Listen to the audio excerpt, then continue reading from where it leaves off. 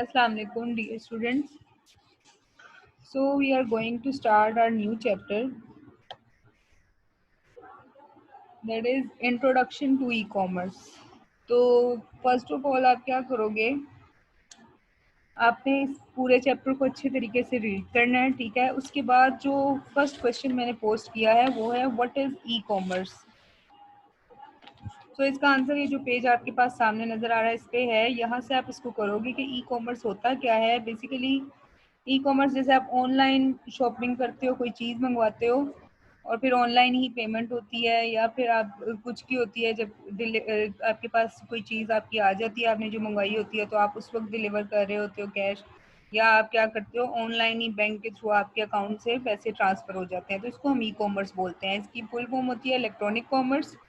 सो यहाँ से आप इसका आंसर करोगे कि E commerce allows us to take part in commercial banking activities by using a computer and internet connection. Internet connection के थ्रू आप क्या करते हो, इंटरनेट कनेक्शन होना ज़रूरी है और इसके थ्रू आप जो है वो कोई भी चीज़ जो है वो उसको खरीद सकते हो, और उसके अलावा ये भी फैसिलिटीज़ हैं कि आप बेच भी सकते हो चीज़ें।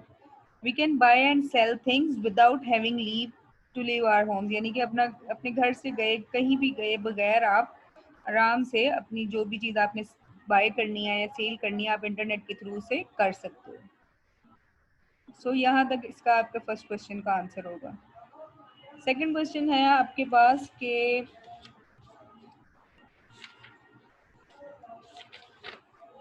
describe the important developments that took place in a e-commerce during the 1970s and 1980s।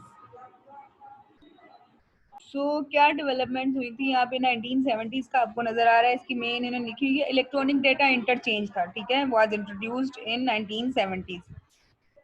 इसमें हुआ क्या था कि this allowed different businesses to share data across a computer network, ठीक है। This was the earliest concept of e commerce. Business could share information with their suppliers, bank could share data with other bank, यानी कि ये first आपके पास site थी जहाँ पे आप क्या कर सकते थे, ऑनलाइन जो बिजनेस है वो कर सकते थे। बैंक्स के लिए भी ये बहुत फैसिलिटीज थी और उसके अलावा ऑनलाइन बिजनेसेस के लिए भी।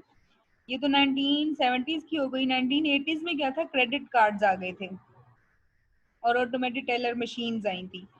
सो क्रेडिट कार्ड का इसमें आप लिखोगे कि क्रेडिट कार्ड बेसिकली होता क्या है, एक प्लास्टिक कार्ड होता है जो कि बैंक की तरफ से इशू किया जाता है। आप इससे क्या करते हो, एक लिमिट होती है वहाँ तब तक आप इससे चीज़ें परचेज कर सकते हो और उसके अलावा आपको मतलब कैश नहीं अपने साथ लेके घूमना पड़ता। तो इसका आंसर आप कहाँ से लगाओगे, a credit card is a plastic card issued by a bank to a client by issuing a credit card the bank promises to pay for any purchases made by the holder of the card. However, the value of the purchases cannot be exceed from a certain limit and the amount has to be paid back to the bank की। जब आप सारी purchases वगैरह कर ले तो उसके बाद आपको अमाउंट वापस पे भी करनी पड़ती है। यहाँ तक आप इसका लिखोगे। उसके बाद ऑटोमेटिक टेलर मशीन का है, वो मैं आपको बताती हूँ। So here is automatic teller machine. इसमें आप स्टार्ट से लिखोगे कि ये आपके पास क्या करते हैं। ऑटोमेटिक टेलर मशीन ये भी आपके पास एक डिवाइस होती है that enable people to withdraw cash from the bank account without the need of for a cashier। इससे आप क्या करते हो, कैशियर की जरूरत नहीं होती, आप खुद ही अपना कोड पिन कोड जो उन्होंने दिया होता है उसे एंटर करते हो, अमाउंट बताते हो और आपके पास अमाउंट आ जाती है उधर ही। किसी आपके पास मैनुअल किसी काम की जरूरत नहीं होती। The bank issues each client an ATM card. The card contains a number and some other information जिससे आपकी पहचान होती है। तो यहाँ तक आप इसका लिख लोगे। तो ये आपका आज का टास्क है, इसको कर लीजिएगा। कोई क्वेश्चन हुआ तो पूछ लीजिएगा।